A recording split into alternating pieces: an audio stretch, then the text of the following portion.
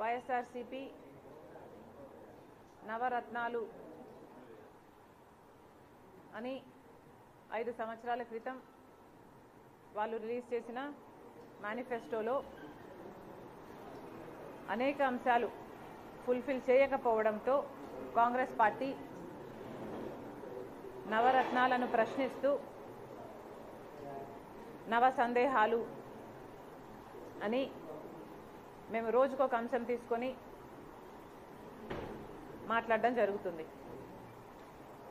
నిన్న బిడ్డల ఉద్యోగాల గురించి మాట్లాడాం. ఈరోజు ఎంప్లాయీస్ పడుతున్న కష్టాల గురించి మాట్లాడదలుచుకున్నాం. ఈరోజు మన రాష్ట్రంలో ప్రభుత్వ శాఖలో ఉన్న ప్రభుత్వ ఉద్యోగస్తులు 6 లక్షల పైనే. మరి అంతమంది ఉన్న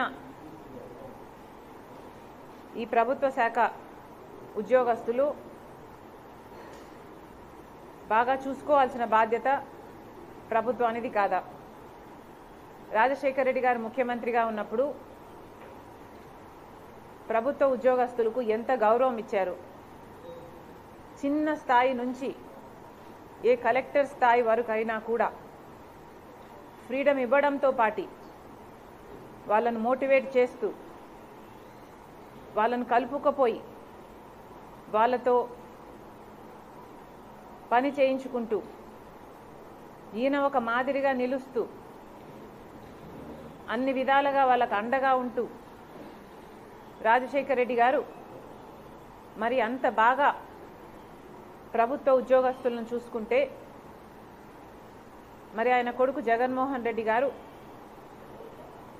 తీరు, ఈ ప్రభుత్వ తీరు ఎంత బాధాకరంగా ఉంది అంటే మంత్రులు కూడా ఈరోజు ఉద్యోగస్తులను చిన్న చూపు చూస్తూ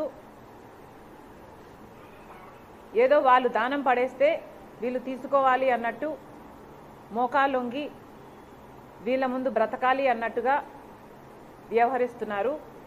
బహిరంగంగానే ఇలాంటి బొత్స లాంటి వాళ్ళు మినిస్టర్ల హోదాలో ఉండి కూడా ఇలాంటి కమెంట్లు చేస్తున్నారు అంటే ఇక వీళ్ళ తీరు, వీళ్ళ యాటిట్యూడు ఎంత ఘోరంగా ఉందో ఉద్యోగస్తులకే కాదు ప్రజలందరూ కూడా అర్థం చేసుకోవాల్సిన అవసరం ఉంది. ఈరోజు ప్రభుత్వ ఉద్యోగస్తులు ఇంతమంది, ఇన్ని లక్షల మంది ఉండి కూడా అసంతృప్తిగా ఉన్నారు అన్నమాట వాస్తవం. వారి గొంతుని నొక్కేస్తూ వారి హక్కులని కాలరాస్తూ ఈరోజు ప్రభుత్వం వ్యవహరిస్తున్న తీరు దారుణం. ఇన్ని సంవత్సరాలుగా జగన్మోహన్ రెడ్డి గారు అమలు చేస్తానని చెప్పి కూడా ఇన్ని సంవత్సరాలుగా వాళ్ళు మాకు సిపిఎస్ వద్దు, మాకు ఓపీఎస్ఏ కావాలి అని వాళ్ళు ఇంతగా అడుగుతున్నా, వాస్తవానికి కొట్లాడుతున్నా, పదే పదే ఈ అంశాన్ని లేవనెత్తుతున్నా ప్రభుత్వ మొండి వైఖరి వల్ల ఈ రోజు వరకు వాళ్ళను తిప్పించుకుంటున్నారు తప్పితే వాళ్ళ మొర వినింది లేదు, ఆలకించింది లేదు. మరి 5 సంవత్సరాలు ప్రభుత్వంలో ఉన్నారు. మరి 5 సంవత్సరాలుగా వాళ్ళ డిమాండ్స్లో ఏ ఒక్కటైనా మీరు నెరవేర్చారో లేదో ప్రభుత్వం సమాధానం చెప్పాలి. పోనీ ఒక్క విషయంలోనైనా మీరు వాళ్ళ తరపున నిలబడ్డారా? వాళ్లకు మేలు చేశారా? ఏ విషయం తీసుకున్నా కనీసం వాళ్ళకు టీఏ డిఏలు కూడా మీరు ఇవ్వటం లేదు. ఎన్ని విషయాలలో ఈ ఉద్యోగస్తులకి మీరు బకాయిలు ఉన్నారో ఒకసారి వెనక్కి వెళ్ళి రికార్డ్స్ చూడండి. కనీసం మెడికల్ బిల్స్ కూడా దాదాపు 150 కోట్ల రూపాయలు వాళ్ళ మెడికల్ బిల్స్ కూడా మీరు బకాయిలుగా పెట్టారు. లీవ్కు సంబంధించి 2000కు పైగా ఎంప్లాయీస్కు చెల్లించాల్సిన అవసరం ఉన్నా ఇంతవరకు చెల్లించటం లేదు. ఇలా దాదాపు 22,000 కోట్ల రూపాయలు ఉద్యోగస్తులకి ప్రభుత్వం బాకీ ఉంది. మరి వీటి గురించి ఎందుకు ప్రభుత్వం స్పందించడం లేదు? వాళ్లకు సంబంధించి హెచ్ఆర్ఏ అయితే వాళ్ళ కనీస హక్కు, కానీ దాంట్లో కూడా కోత విధించింది ప్రభుత్వం. రాజశేఖర్ రెడ్డి గారు నాకు తెలిసి 22% ఫిట్మెంట్ ఇచ్చినట్టున్నారు. మరి అలాంటప్పుడు ఈ ప్రభుత్వము కనీసం దగ్గరగా కూడా రావడానికి ప్రయత్నించడం లేదు. 11వ పిఆర్సీ ప్రకారము వీళ్ళకి ఇవ్వాల్సిన ఐఆర్లో కూడా కోతలు పెట్టారు. దాంట్లో 4% అనుకుంటా కోతలు పెట్టింది కాక 12వ పిఆర్సీ అమలు చేయాల్సిన ప్రభుత్వము 12వది కాదు కదా, దగ్గరికి కూడా రాలేదు, ఇంకా 11వ దాంట్లోనే ఇరుక్కొని అది కూడా పూర్తి అమలు చేయకుండా దాంట్లో కూడా కోతలు పెట్టారు.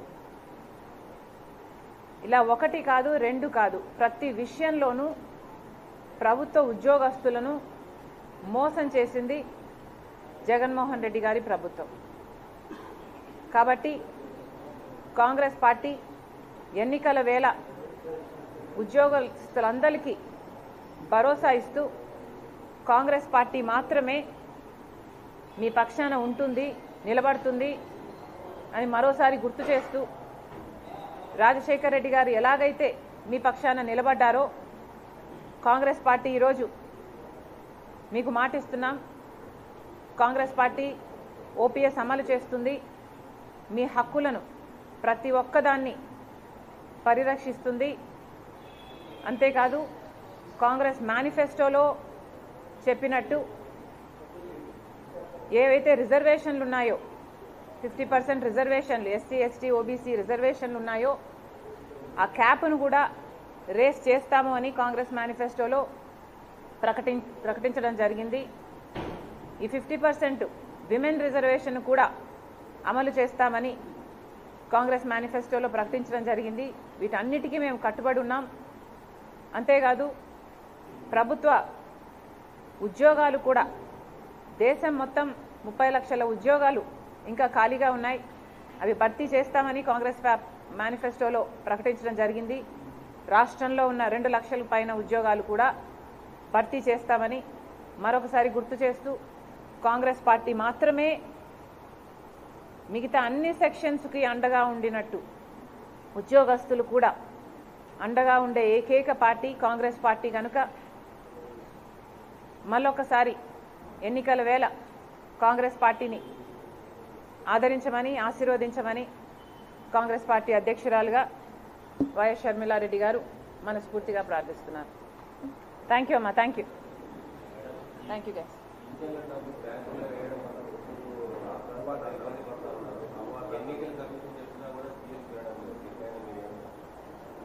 మీరు అడిగేది అదేనా? అందరూ ఓల్డ్ ఏజ్ పెన్షన్స్ గురించే. ఇది దారుణం కాకపోతే మరి ఏమిటి? పోయిన నెల ఎంతమంది చనిపోయారు అందరం చూసాం. అంటే వాళ్ళ ప్రాణాలకి లెక్క లేదు, వాళ్ళు చనిపోయినా పర్వాలేదు. ఏం ఆలోచన చేస్తుంది ప్రభుత్వం? సిఎస్ గారు అంతటి హోదాలో ఉండి, ఆ పదవిలో ఉండి కూడా మీరేదో ట్రయల్ అండ్ ఎర్రర్ లాగా ప్రతి నెల ఇంతమందిని పొట్టన పెట్టుకోవాలి, ఇంతమందిని చంపేసుకోవాలి అని ఏమన్నా టార్గెట్ పెట్టుకొని పనిచేస్తున్నారా? ఇంత ఘోరంగా ఒక ప్రభుత్వానికి బానిసలు కావాల్సిన అవసరము ఐఏఎస్లకు ఏముంది అని అడుగుతున్నాం. మీకు వాళ్ళు కాదు కండి జీతం ఇచ్చేది, మరొక్కసారి గుర్తు చేస్తున్నాం. మీకు జీతం ఇస్తున్నది ప్రజల డబ్బులు. ఇంత లాయల్టీ వైసీపీకి మేలు చేయాలి అన్న ఇంత లాయల్టీ పనికిరాదు. కేవలం ఈరోజు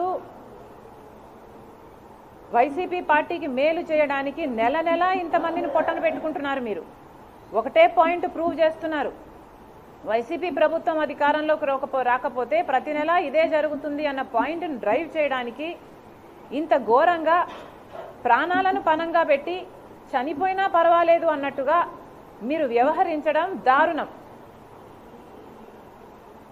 దీన్ని వెనక ఉండి నడిపిస్తున్నది వైసీపీ ప్రభుత్వం.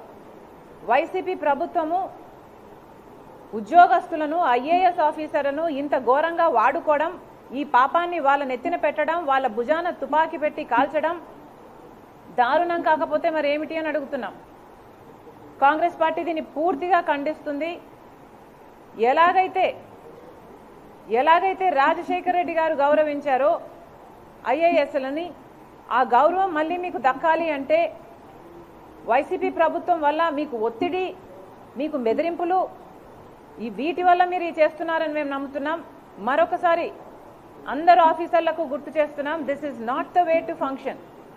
ఇంతమందిని పొట్టన పెట్టుకోవడం వైసీపీ ప్రభుత్వానికి మేలు చేయడానికి చేస్తున్న ఈ ప్రయత్నాన్ని ప్రజలు తిప్పికొడతారు, ప్రజలు ఆలోచిస్తారు. దయచేసి ఇది చేయొద్దండి, ఇంకా చేసే అవకాశం కూడా మీకు ఉండదు. థ్యాంక్ యూ అన్న, థ్యాంక్ యూ.